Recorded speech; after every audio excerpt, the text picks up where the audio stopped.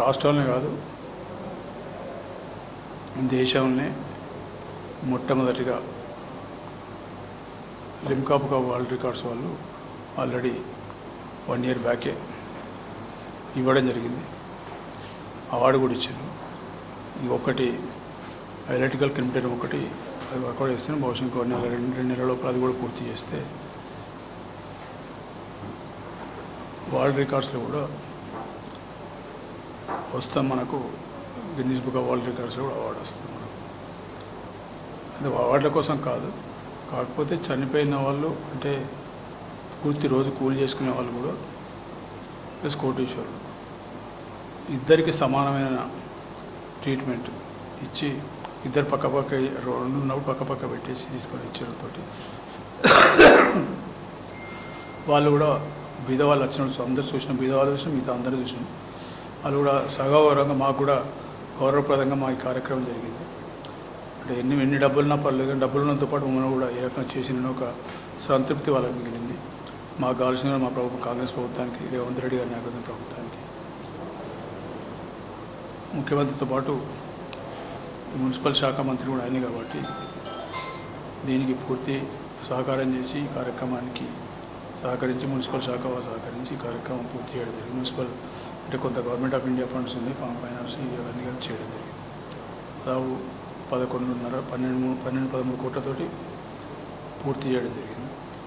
మొత్తం పూర్తి చేయడానికి 102 రోజులు మాత్రమే పట్టింది. చేసి ఆ రకం కూడా వాళ్ళు రికార్డ్ అయింది. ఇప్పుడు ఇవాళ కూడా ఇంకొక 3-4 నెలల్లో ఆయన ఎలక్ట్రిక్ అయిపోతే వాళ్ళు రికార్డ్ వస్తుంది. దేశంలో ఎక్కడ ఇటువంటిది లేదు. ఇప్పుడు ఒక చండీగఢ్ ఉన్నది, చండీగఢ్లో కూడా దానికన్నా మేము ఇంకొక 2 మైళ్ళు ఎక్కువ చండీగఢ్లో వాళ్ళు చేసింది బాగానే చేసింది. వాళ్ళతో పాటు ఏంటంటే వాళ్ళు రెగ్యులర్ ఎలక్ట్రిసిటీ తీసుకున్నారు. మేము ఇక్కడ ఎలక్ట్రిసిటీ కూడా పూర్తి గ్రీన్ రెవల్యూషన్లో భాగంగా మొత్తం సోలార్ ఎలక్ట్రిసిటీ పెట్టేసి సోలార్ ద్వారా కరెంటు ఉత్పత్తి చేసుకొని మా ఇక్కడ సెల్ఫ్ సస్టైన్ చేసుకొని చేస్తున్నాం.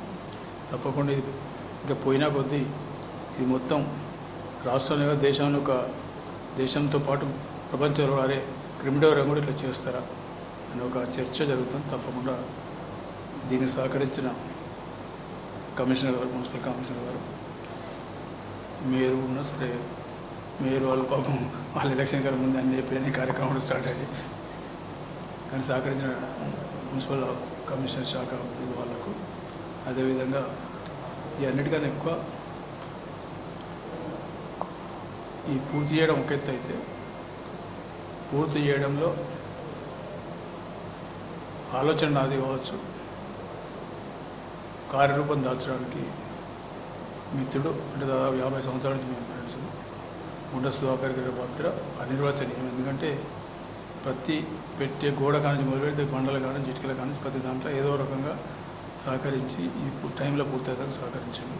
దాంతోపాటు ఇక్కడ ఎవరైతే మెయింటైన్ చేస్తారో వాళ్ళకు కూడా మంచిర్యాల ప్రజల తరఫున ప్లస్ దీంతోపాటు ఎవరైతే వచ్చి కార్యక్రమాలు చేసుకుంటున్నారో వాళ్ళ తరఫున వాళ్ళందరికీ మెయింటెనెన్స్ స్టాఫ్కు అంటే పేర్లు చాలామంది అందరూ 10-12 మందిగా చేస్తున్నారు. వాళ్ళకి చేతులు ఎత్తి ఆ శివుని ఆశీర్వాదాలు 100 ఉండాలని కోరుకుంటూ ఈ మంచిర్యాల నియోజకవర్గ ప్రజలకు కూడా తప్పకుండా మంచి జరగాలని కోరుకుంటున్నాం. వచ్చే పుష్కరాల్లో ఇదొక ఈ మహాప్రస్థానంలో ఒక చర్చ అవుతుంది. తప్పకుండా ఇది ఒక చర్చ అయితే మొత్తం ఈ చర్చ దేశం మొత్తం తీసుకుపోతుంది.